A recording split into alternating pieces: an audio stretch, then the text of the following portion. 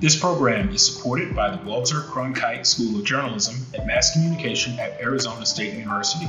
The Cronkite School offers undergraduate and graduate degrees and other professional development opportunities for writers and storytellers. For more information, visit cronkite.asu.edu.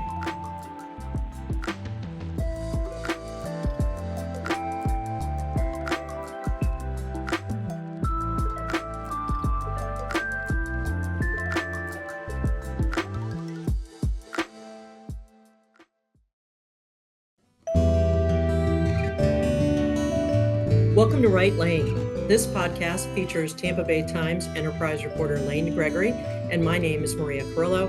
I'm a former Enterprise editor at the Times, which helped us kick off this podcast in 2017. Now, it's being presented by the Poynter Institute and sponsored by the Walter Cronkite School of Journalism and Mass Communications at Arizona State University. And the episodes this year will focus on some of the winners of the 2025 Poynter Journalism Prizes. As always, Lane and I want to go deeper on the subject of craft, so these episodes are geared toward exploring the reporting, the writing, and the editing behind this award-winning work. These podcasts will be available everywhere you listen to podcasts and on the Poynter Institute's YouTube channel. Joining us today is Steve Lopez of the Los Angeles Times. Steve won this year's Mike Royko Award for commentary and column writing. Today's topic, home field advantage. Steve, thanks so much for joining us. Hey, good to be with you.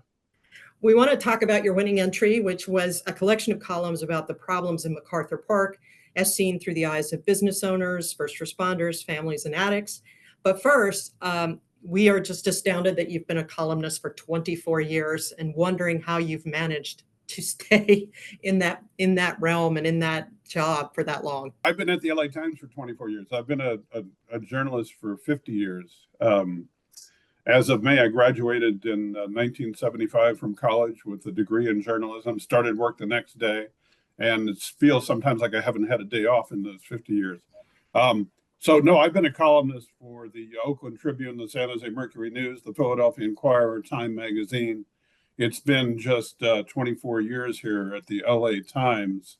And I have, in the 50 years, I think I've been a columnist like 44 of those years. I was also a sports writer for a couple of years and a news reporter for a couple of years. But the column is only like 40 plus years, so I'm still learning how to do it. So I've been here at the Tampa Bay Times for 25 years. I can sort of relate. I wanted to ask you, do you think that's an advantage or a disadvantage to stay in the same place for so long? I mean, I know you have the home field advantage. You probably know everybody in the world there, but also it's hard to get fresh eyes on a place that you've spent 25 years at, you know? Well, that's a good point. That's a good point. I felt when I went from the San Jose Mercury News to the Philadelphia Inquirer, I had never lived on the East Coast.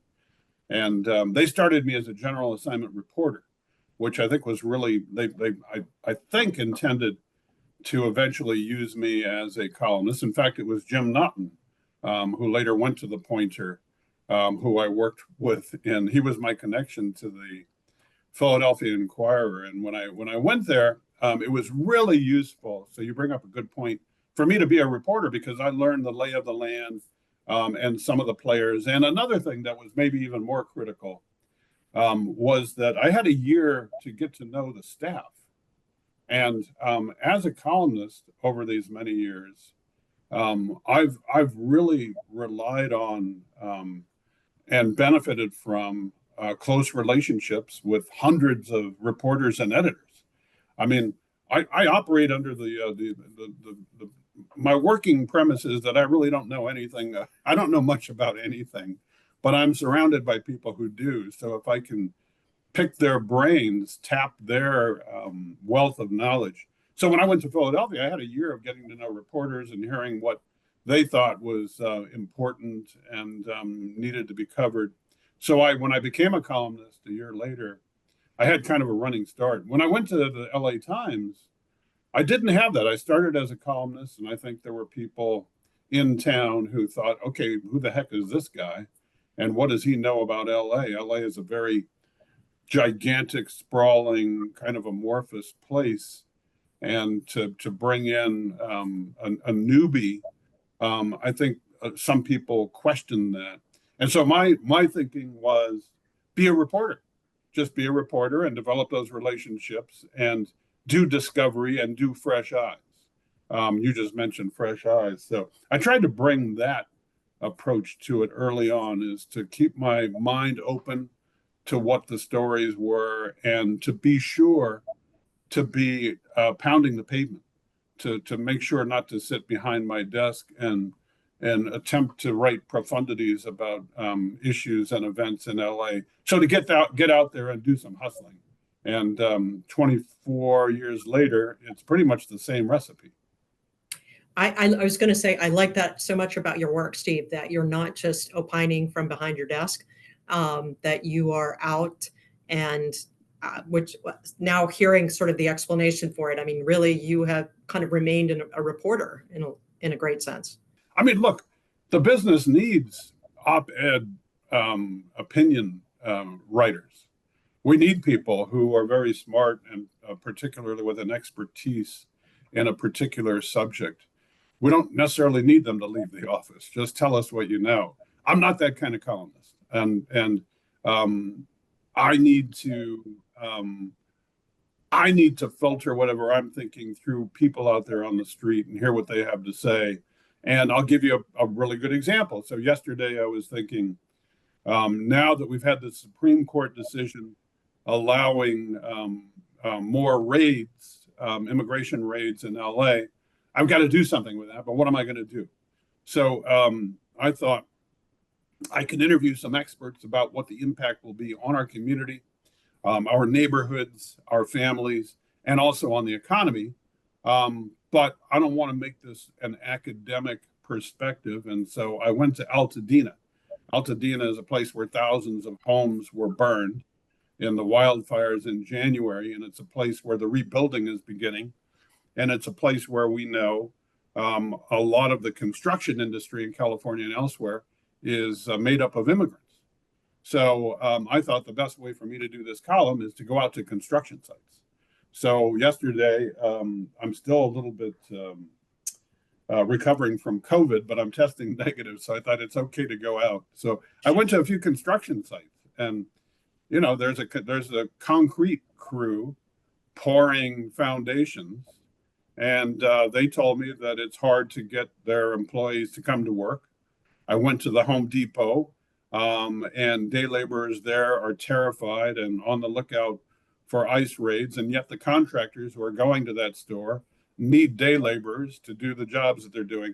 So for me, that's the way to do the immigration story. And that's not, a lot of columnists work that way, but for me, it's kind of the only way to work. I need to go out there and do some reporting and tackle an issue by talking to people impacted by the issue. Tell us a little bit about MacArthur Park, the central character in these columns that won the Poynter Prize this year. Did you come about that knowing you were going to write a whole bunch of columns about the same place, or did you start with the diner and evolve? So here's what happened. Many years ago, in fact, it's 20 years ago, I met a guy in downtown LA, and he was homeless. He was playing a violin that was missing 2 strings. And after establishing a relationship with him, I found out that he had been a student at Juilliard, the School for the Performing Arts in New York, that he was diagnosed there with schizophrenia. His career kind of crashed and burned. He's from Cleveland, but he ended up homeless in downtown LA. So for 20 years, we've been friends. And he's been a great gift to me because not only is the friendship still a very meaningful part of our lives, but I've learned a lot from him about homelessness and about public policy around homelessness and mental health. And he, in recent times, has been living in a nursing home near MacArthur Park. So I go to visit him, and driving home one Sunday, I went past the park, and I saw a scene that was shocking even for me, somebody who has spent years covering Skid Row. And Skid Row in LA is, it's a pretty amazing place because it's where There are so many visible graphic displays of failed public policy. We don't have enough affordable housing, and we don't have enough, basic health care intervention and mental health care, and we use the prisons as mental hospitals. And Skid Row is kind of the dumping ground, and you see thousands of people living on the street, and many of them are physically challenged and mentally struggling. And so I've seen that for many years, having met my buddy Nathaniel and covered Skid Row. And when I passed MacArthur Park that day, which is about a mile or so from Skid Row, I'd never seen anything that bad, not even on Skid Row. There were encampments, there were people stumbling across the street. It was one of the epicenters in LA of the fentanyl crisis. And I knew that, but I was not tackling that subject at the moment. When I drove by, I was so shocked by just the way things had degenerated. I thought, okay, I've got to get on this. I've got to get on this. And I sent an email to the owner of a deli right in the middle of that area. And he said, yeah, let's talk. I'm thinking of shutting down after, I think it's 60 years, because, it's tough for employees to come to work through this, and business is down because customers don't like it. So I thought, when I went and I talked to him, I called out the mayor and I said, how can this exist? This restaurant is an iconic place. It's an institution. It's surrounded by businesses, many of them run by immigrants, and it's surrounded by these apartment buildings that don't have yards for the families who live in them. Their front yard and backyard is MacArthur Park. And they're not using MacArthur Park because it's a great big open air drug den. And people are really suffering. You see people on the ground and don't know if they're dead or alive. And I just thought, okay, we've written about MacArthur Park and its struggles in the past, but I want to go deep. So I want to do the impact on the business community. I want to meet with community leaders. I want to call out the politicians and walk these grounds with them. I want to talk to the people who are addicted. And while all of this was happening, I was struggling with the death of my son. My son died of a drug overdose in Philadelphia. It's now about 4 years ago. And I would see these people addicted on the streets. And I just felt this strong temptation to go up and grab them and shake them and say, look, I can't judge your life. I can't tell you what to do or not do, but I'd like to tell you about my son. And you must know by now that with fentanyl, this does not end well, usually. And if intervention were available, if rehab were available, would you take advantage of it? So I just thought it was important for me to try to go deep and to make it somewhat personal. And one way I was able to make it kind of personal was I heard from a woman who emailed me and said, my granddaughter is out there. And sometimes my daughter and I go looking for her. And I said, well, the next time you go, can I go with you? And I did. So, I mean, that's just basic reporting, right? I'm really honored to win the Mike Ryko Award because he was one of my role models, and I actually got to meet him. But it's just basic reporting. It's get out there. It's follow your instincts, use your eyes, your ears, talk to people, hear what's going on. And also, as a columnist, you've got the advantage of moral outrage. You can shake a fist and use that bully pulpit to call people out. Okay, the mayor of LA, Karen Bass, drives past that park every morning on her way from home to work. How many times do you drive past that before you declare that it's unacceptable and whatever it takes, we're going to do it for as long as it takes? So to me, it was just all very kind of straightforward reporting 1A kind of stuff. And, people generally want to tell their stories. I mean, the people who live in those apartments near there wanted to be heard. And even the people dealing with addiction wanted to be heard. They were very open to talking about how stuck they were, so it was. I just felt good to have not been kind of a hit and run reporter, to stick with a story for, I don't know what I did, maybe 10 or 12 columns. The thing is, I could go back and start over and do much of the same, because those problems still exist. We're going to take a break here for a moment, and then we'll be right back into the conversation with Steve. As a journalist, what keeps you up at night? At Poynter, we understand the pressures from shrinking resources to shifting audiences to tough ethical calls. Our expert trainers and coaches bring decades of experience to help you meet those challenges. We don't offer generic approaches. Poynter delivers strategies tailored to your needs, including training managers to lead high-performing teams, demystifying AI, and offering personal coaching to help move change forward or navigate a crisis. We work with news organizations large and small, local and national, commercial and nonprofit, as well as content creators and communicators in marketing and public relations. Let us help create the solution you need. Go to poynter.org/consulting-and-coaching today. Steve, thanks for sharing your personal loss, and so sorry to hear that. We were talking about you going there to MacArthur Park, and one of the things Lane and I always tell reporters is to make sure to pay attention to the stakeholders, who's got a stake in everything that you're doing. And you covered a lot of the stakeholders, which I thought was really compelling to not, like, I was glad when you went and talked to the addicts, and one of the details that just haunts me is the child walking through with the mask so they wouldn't inhale fentanyl smoke.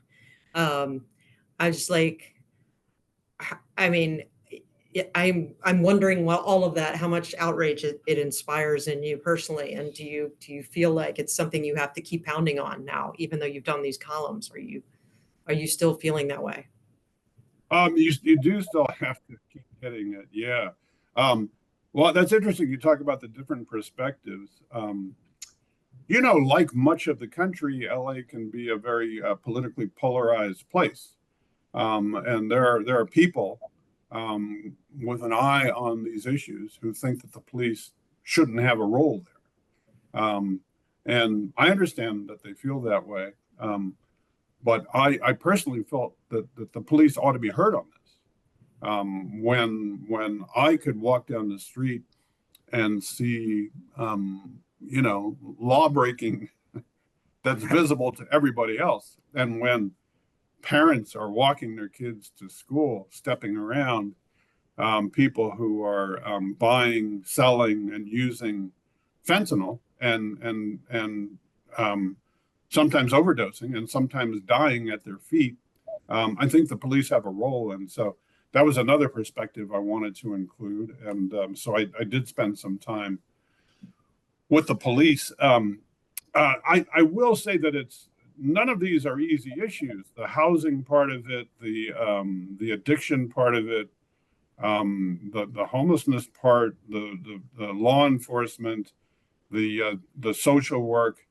It just takes all of those things working together, and yet there are political differences and jurisdictional differences. And so I find in LA, and it's probably true in a lot of places, that you got to really stay on top of stories like that.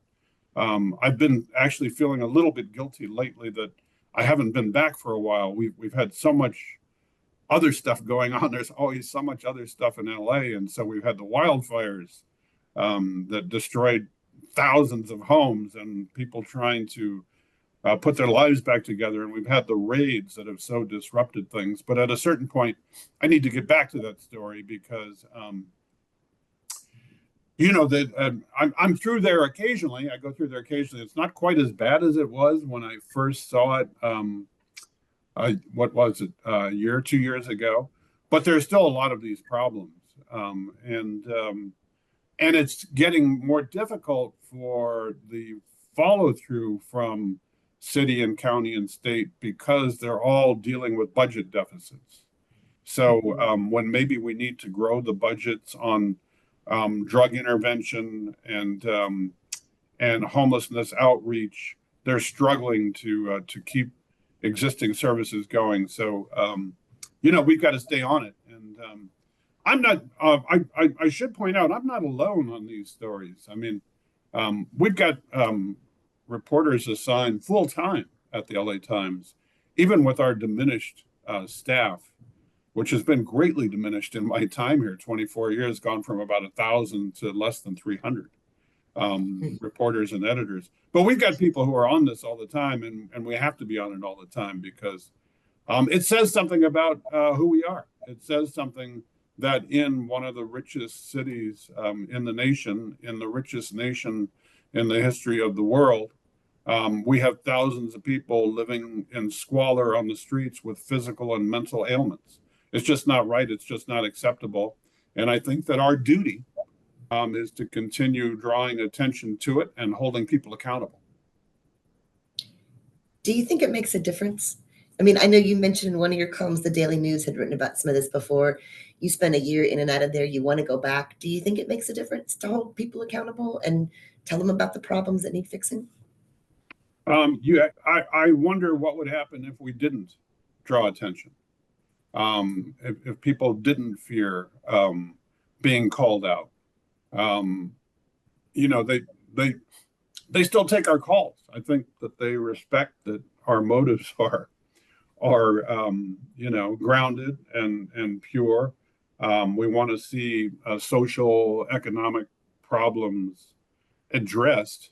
And, the mayor went out there personally.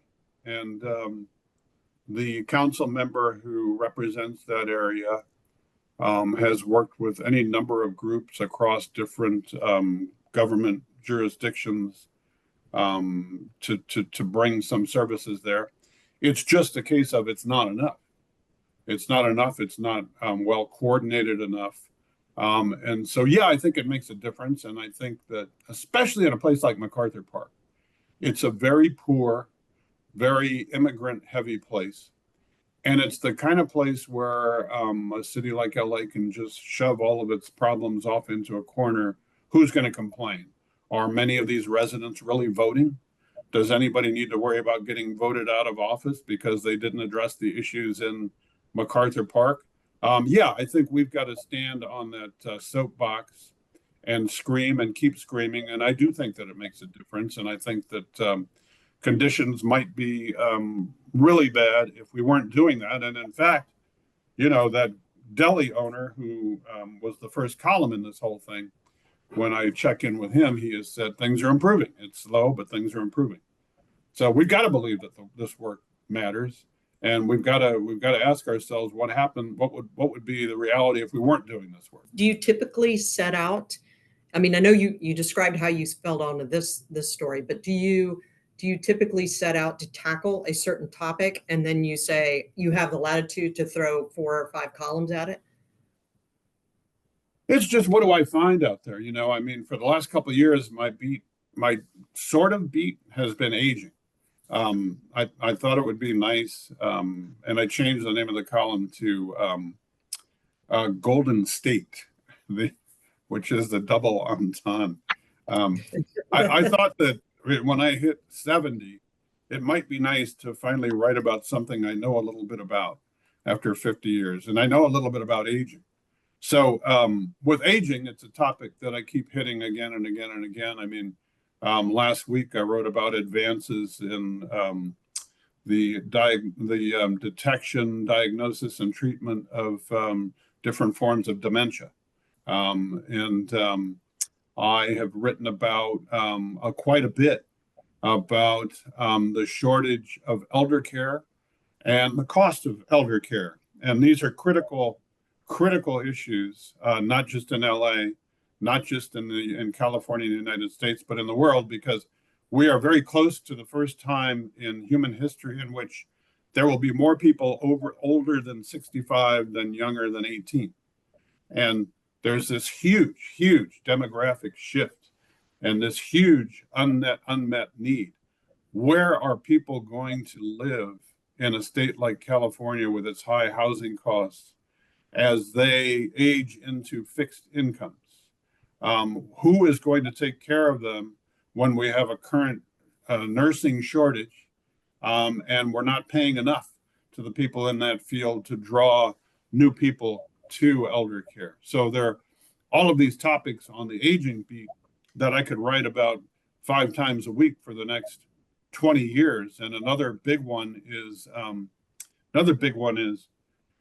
because of a lower birth rate here and in other parts of the world, and because of the age wave that's cresting and breaking now, the boomer wave, we have far fewer people who are working age paying into Social Security and Medicare than there are receiving. The number of people receiving it is exploding. The number of people contributing is shrinking.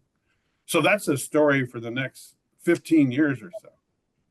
And, something's got to give. It's either going to be a decrease in benefits, an increase in taxes, and there's a deportation angle on that too, because in California, many of the people doing elder care are women from the Philippines, many of them who are seniors themselves.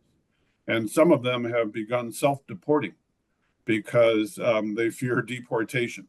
So if they're leaving, then who takes care of our elders? And the way they're living themselves here has been a good story, and I've hit that a few times. We've got women from the Philippines who live 4 and 5 and 6 and 7 to a 1-bedroom apartment because it's all they can afford. They're in-home caregivers 5 days a week, and then the 2 days that they're off, they can't afford an apartment on their own, so they're going in with colleagues. And so I was in an apartment that's kind of like a barracks. They took a studio apartment and divided it into sleeping compartments, like on a train or something. So, I mean, that's a story, aging, that is rich and deep. And I could work until I'm 90. I'm not sure that I want to, but I could and not run out of stories. So my last question for you is kind of two-pronged. I didn't know about your son, and thank you for sharing that with us. But I really did want to ask about how you decide when to put yourself in a column and make it about yourself or your life versus writing about everyday people that you encounter. And as an addendum to that, what advice do you have for aspiring columnists or other columnists who I think a lot of times the idea of a columnist is you got to write about yourself all the time. And I just wondered about that balance. Yeah, I don't think you have to write about yourself all the time.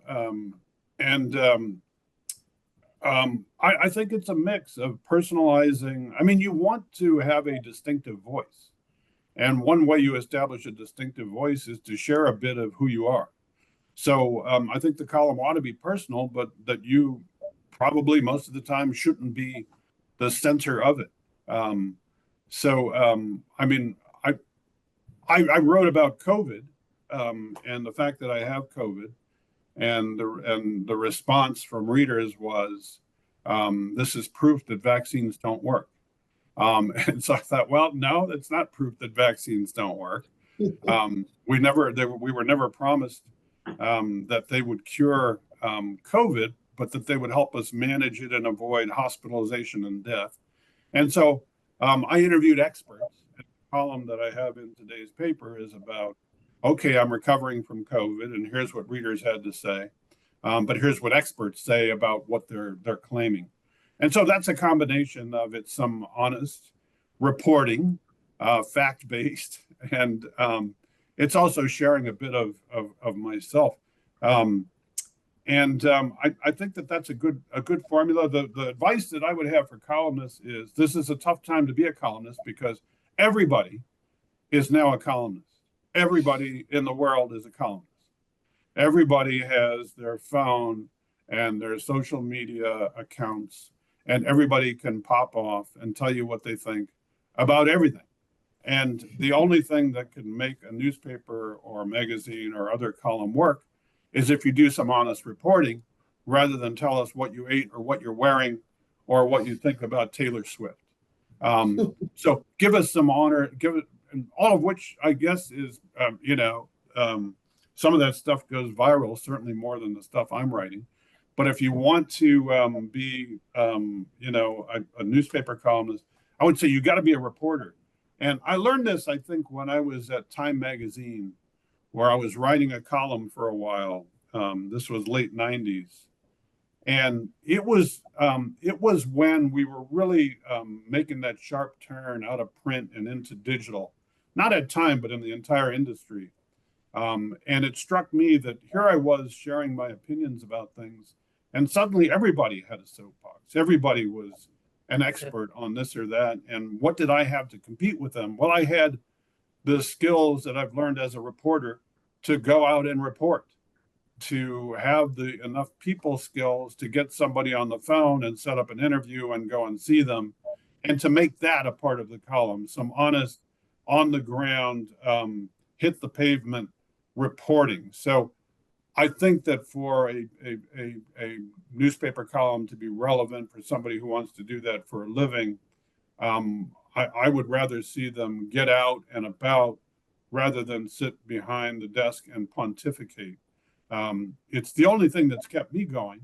I mean, we do need, as I said, op-ed writers who don't necessarily need to leave the office, although I think it helps. I mean, if you're going to write about homelessness policy, it's a good idea to go out and meet some homeless people and the people who are caring for them and the people drafting policies. But yeah, keep reporting has been my mantra. And it's not just as a survival technique, but it's the fun of the job. I mean, 50 years into it, I still think of my job as a continuing education. And I don't know when each week begins where I'm going to go, who I'm going to be talking to, or what I'm going to learn, but it's always going to be interesting. And the job would not appeal to me if I didn't get to keep things fresh by being out and about and meeting people and learning from them. That's the fun part. Thank you, Steve, for joining us again. To everybody out there, thanks for listening. Thanks again to Arizona State and Poynter. The 2026 Poynter Journalism Prizes open for entries on January 5th, so mark those calendars. Don't forget you can find old episodes on poynter.org/WriteLane and wherever you get your podcasts. Please join our Facebook group if you'd like to be notified when new episodes appear, or subscribe to the Poynter channel on YouTube. If you are inclined, please leave a review. This podcast was produced by Delia Colon. Technical support was provided by Sam Posnack from Poynter. Music was composed and performed by Dan DeGregory.